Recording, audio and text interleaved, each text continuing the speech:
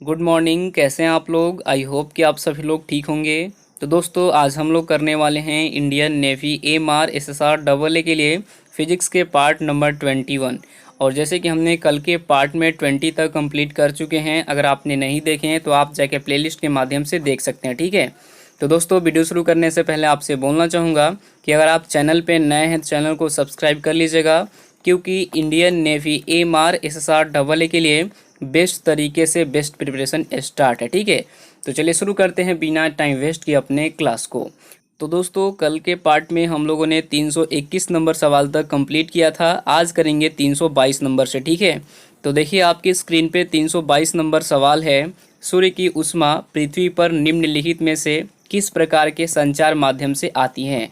तो आपके सामने चार ऑप्शन है। राइट आंसर हो जाएगा ऑप्शन डी, यानी कि विकिरण के माध्यम से आती है, ठीक है। नोट कर लीजिएगा, इंपॉर्टेंट सवाल है, ठीक है। अब हम बात कर लेते हैं एक्सप्लेनेशन की। देखिए विकिरण जो है ये 3 प्रकार का होता है। कौन कौन सा? अल्फा, बीटा, गामा, ठीक है। नोट कर लीजिएगा, आ सकता है आपके एग्जाम्स में कि विकिरण कितने प्रकार का होता है, 2, 4, 5, 6। तो आप बोलिएगा 3 प्रकार का। कौन कौन? अल्फा, बीटा, गामा, ठीक है। चलिए आगे देखिए, ये सभी एक स्थिर परमाणु के नाभिक से उत्सर्जित होते हैं।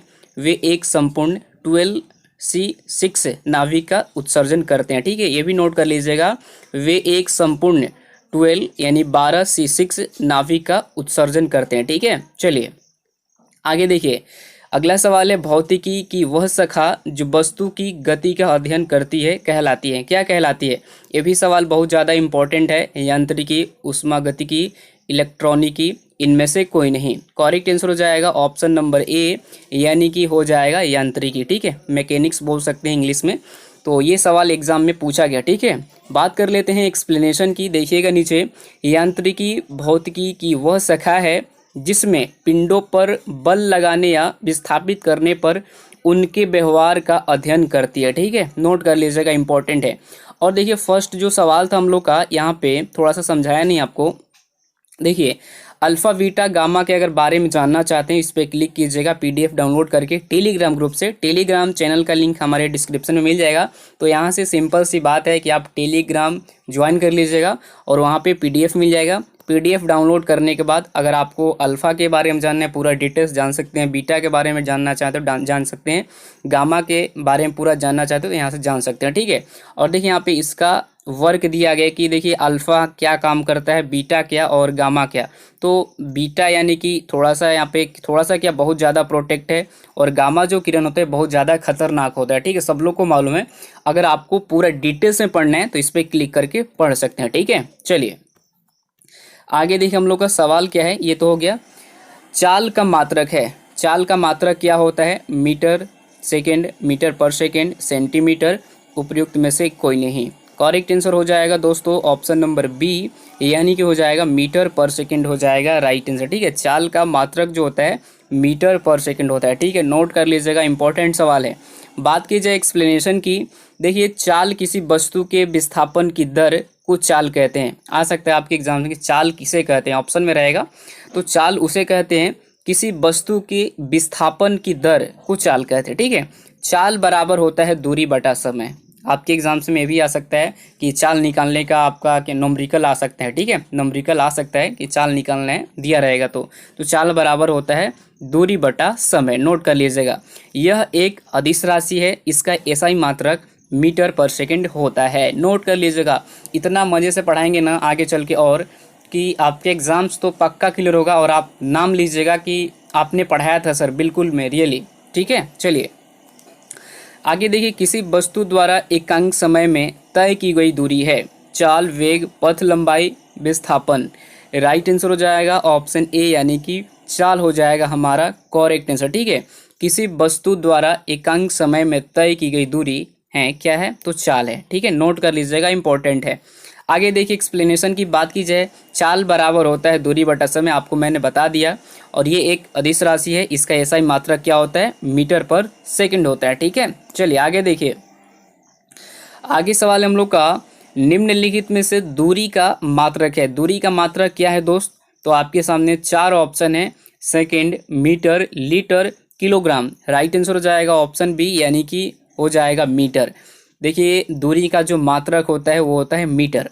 अब देखिए दूरी का बहुत ज़्यादा प्रश्न पूछे जा चुके हैं एग्जाम्स में, कैसे कैसे देख लीजिए नीचे एक्सप्लेनेशन में। किसी दिए गए समय अंतराल में वस्तु द्वारा तय किए गए मार्ग की लंबाई को दूरी कहते हैं, ठीक है, नोट कर लीजिएगा। यह एक अदिश राशि है, यह सदैव धनात्मक प्लस भी होती है, ठीक है। प्रकाश वर्ष इकाई है दूरी की, पार्शिक इकाई है दूरी की।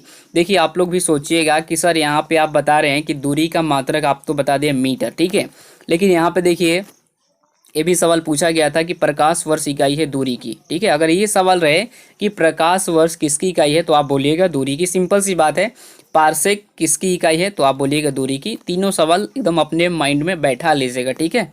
चलिए आगे देखिए, अगला सवाल है किसी वस्तु का विस्थापन हो सकता है, क्या हो सकता है, शून्य, ऋणात्मक, धनात्मक, ये सभी। करेक्ट आंसर हो जाएगा दोस्तों ऑप्शन नंबर डी, यानी कि ये सभी हो जाएगा राइट आंसर, ठीक है। अब देखिए एक्सप्लेनेशन में सब चीज़ क्लियर हो जाएगा। विस्थापन एक निश्चित दिशा में दो बिंदुओं के बीच की लंबवत दूरी को विस्थापित करते हैं, ठीक है। यह सदिश राशि है, इसका एसआई मात्रक मीटर है। विस्थापन धनात्मक, ऋणात्मक और शून्य कुछ भी हो सकता है, ठीक है। यहाँ पे क्लियर हो गया, यानी कि यहाँ पे ऑप्शन में दिया गया है शून्य, ऋणात्मक, धनात्मक, तो यहाँ पे भी कह रहा है कि विस्थापन धनात्मक, ऋणात्मक और शून्य हो भी सकता है, ठीक है, कुछ भी हो सकता है, ठीक है, नोट कर लीजिएगा। चलिए आगे देखिए, बल तथा समयांतराल का गुणनफल होता है, क्या होता है, वेग, आवेग, संवेग, इनमें से कोई नहीं। राइट आंसर हो जाएगा ऑप्शन बी, यानी कि आवेग हो जाएगा करेक्ट आंसर, ठीक है। चलिए बात करते हैं एक्सप्लेनेशन की। भौतिकी में बल एक सदिश राशि है जिससे किसी पिंड का वेग बदल सकता है। न्यूटन के गति के द्वितीय नियम के अनुसार बल संवेग परिवर्तन की दर के अनुपाती है, ठीक है। किसके गति के, तो न्यूटन के गति के द्वितीय नियम के अनुसार बल संवेग परिवर्तन की दर के अनुपाती है, ठीक है, नोट कर लीजिएगा। चलिए आगे देखिए, अपद्रव्यों को मिलाने से गलनांक पर क्या प्रभाव पड़ता है। अपद्रव्यों को मिलाने से गलनांक पर क्या प्रभाव पड़ेगा दोस्त, तो आपके सामने चार ऑप्शन है, बढ़ेगा, घटेगा, कभी घटेगा, कभी बढ़ेगा, अपरिवर्तित रहेगा। तो राइट आंसर हो जाएगा ऑप्शन ए, यानी कि बढ़ेगा, ठीक है, नोट कर लीजिएगा, इंपॉर्टेंट सवाल है। इसमें से लगभग 8 सवाल या फिर 9 सवाल एग्जाम में पूछे गए हैं, बाकी सवाल इंपॉर्टेंट है, ठीक है। तो इसमें से 21 जो सवाल है सारे के सारे इंपॉर्टेंट है, एकदम अपने माइंड में नोट कर लीजिएगा। माइंड में, कॉपी में नोट नहीं करना है, माइंड में नोट करना है, ठीक है, वही फायदा करेगा आगे चल के। आगे देखिए, शीशे की छड़ जब भाप में रखी जाती है इसकी लंबाई बढ़ जाती है परंतु इसकी चौड़ाई क्या होती है। तो फिर से पढ़िए, शीशे की छड़ जब भाप में रखी जाती है इसकी लंबाई बढ़ जाती है परंतु इसकी चौड़ाई क्या होती है। तो राइट आंसर हो जाएगा दोस्तों ऑप्शन नंबर बी, यानी कि अव्यवस्थित रहती है, ठीक है, नोट कर लीजिएगा। चलिए आगे देखिए, चांदी की उसमें चालकता तांबे की उसमें चालकता की अपेक्षा कम होती है, विशिष्ट होती है, ध्वनि की तीव्रता अधिक होती है। तो दोस्तों राइट आंसर हो जाएगा ऑप्शन डी, यानी कि हो जाएगा अधिक होती है, ठीक है। चांदी का उसमें चालकता तांबे का उसमें चालकता का अपेक्षा अधिक होता है, ठीक है। चलिए ये सारे इंपॉर्टेंट सवाल हैं और आप लोग सोचेंगे सर एक्स्ट्रा फैक्ट नहीं ले रहे हैं, तो एक्स्ट्रा फैक्ट यहाँ पे क्या चीज़ का निकलेगा दोस्त, क्योंकि हमने तो खुद का एक सवाल बनाते हैं तो उसमें 10 सवाल आपको ऑब्जेक्टिव टाइप में आपको बता देता हूँ। एक सवाल जो होता है उसको 10 मतलब टाइप में अपने से खुद से उसको सवाल के ढूंढ के बना के आपको बता देता हूँ ताकि आपको प्रॉब्लम ना हो। एक्सप्लेनेशन देंगे एक ही सवाल का लंबा सा तो आपका भी डाउट होगा कि सर ऐसे याद नहीं होगा, ऐसे नहीं है, तो यहाँ पे आपको सुविधा होता है ना। अब मान लीजिए कि हम चांदी, तो चांदी सब लोग को मालूम है कि इसमें सबसे ज़्यादा क्या होता है, मतलब ये सबसे सर्वोत्तम होता है, चांदी उसमें है चालकता, ये सबसे ज़्यादा, ये भी सवाल पूछा गया था, ठीक है। चलिए आगे देखिए, ऊष्मा संचरण की वह विधि जिसमें माध्यम के कण गति नहीं करते हैं कौन सी है। तो दोस्तों राइट आंसर हो जाएगा ऑप्शन बी, यानी कि हो जाएगा विकिरण।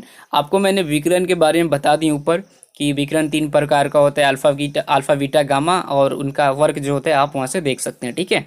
चलिए आगे देखिए, ऊष्मा के स्थानांतरण की किस विधि में माध्यम आवश्यक नहीं है, चालन, संवहन, विकिरण, इनमें से कोई नहीं। राइट आंसर हो जाएगा दोस्तों विकिरण, ठीक है। देखिए विकिरण से अगर आपको पूरा डिटेल्स जानना है तो आप क्वेश्चंस नंबर मतलब फर्स्ट वाला देखिएगा, इसमें वहाँ पे आपको मिल जाएगा पूरा डिटेल्स में। चलिए आगे देखिए, किसी ठोस पदार्थ के बिना द्रव में बदले सीधे वाष्प अवस्था में परिवर्तित होने को कहते हैं, क्या कहते हैं? तो करेक्ट आंसर हो जाएगा ऑप्शन नंबर डी, ऊर्ध्वपातन कहते हैं। ठीक है, ऊर्ध्वपातन कहते हैं, राइट आंसर हो जाएगा। ऊर्ध्वपातन पदार्थ है क्या है? राइट आंसर हो जाएगा ऑप्शन नंबर इसका डी हो जाएगा, यानी कि उपयुक्त सभी, कपूर, नेथलीन, क्लोराइड, अमोनिया, ये सभी हो जाएगा ऑप्शन डी। ठीक है, चलिए दूरी दूरी कौन सी राशि है? दूरी जो है देखिए कौन सी राशि पूछा गया था सवाल में, ये पूछा गया था आपका एसएसआर में। तो करेक्ट आंसर हो जाएगा ऑप्शन नंबर ए, यानी कि अदिश राशि है। ठीक है, दूरी जो है ये एक अदिश राशि है। अगला सवाल है, द्रव्य द्रव्य से वाष्प में पदार्थ की अवस्था परिवर्तन को कहते हैं, क्या कहते हैं? ऑप्शन ए हो जाएगा, यानी कि वाष्पन कहते हैं। ठीक है, नोट कर लीजिएगा, ऑप्शन ए हो जाएगा, यानी कि वाष्पन कहते हैं। ठीक है, चलिए आगे देखिए, मिश्र धातुओं के गलनांक उनके अवयव धातुओं की अपेक्षा बराबर होते हैं, निम्न होते हैं, या फिर उच्च होते हैं, और इनमें से कोई नहीं। राइट आंसर दोस्तों आप बता सकते हैं क्या? तो इसका करेक्ट आंसर हो जाएगा ऑप्शन बी, यानी कि निम्न होते हैं। ठीक है, नोट कर लीजिएगा, इसका ऑप्शन बी हो जाएगा, यानी कि निम्न होते हैं। ठीक है, चलिए आगे देखिए, अगला सवाल है, शुद्ध पदार्थ में कोई अन्य पदार्थ मिला देने पर उसके गलनांक पर क्या प्रभाव पड़ता है? क्या प्रभाव पड़ेगा? अपरिवर्तित रहेगा, बढ़ जाता है, घट जाता है, पहले बढ़ता फिर घटता है। राइट आंसर दोस्तों ऑप्शन नंबर हो जाएगा इसका ऑप्शन सी, यानी कि घटता है। ठीक है, किस हाल में? शुद्ध पदार्थ में कोई अन्य पदार्थ मिला देने पर उसके गलनांक पर क्या प्रभाव पड़ता है? वो क्या होता है? घट जाते हैं, यानी कि ऑप्शन सी हो जाएगा। आप ही सोचिए कि शुद्ध पदार्थ में कोई अन्य पदार्थ मिला दिए तो उसका क्या होगा? गलनांक पक्का ही घटेगा। ठीक है, चलिए आगे देखिए, आप लोग राइट आंसर दीजिएगा। जिस ताप पर कोई द्रव्य उष्मा पाकर, ठीक है, उष्मा पाकर वाष्प में बदलता है कहलाता है, क्वथनांक, वाष्पन, गलनांक, इनमें से कोई नहीं। राइट आंसर हो जाएगा ऑप्शन सी, यानी कि गलनांक कहलाता है। ठीक है, जिस ताप पर कोई द्रव्य उष्मा पाकर वाष्प में बदलता है तो वो कहलाता है गलनांक। ठीक है, तो सवाल पढ़ने से ही लग जाता है कि ये सवाल इसका गलनांक होगा।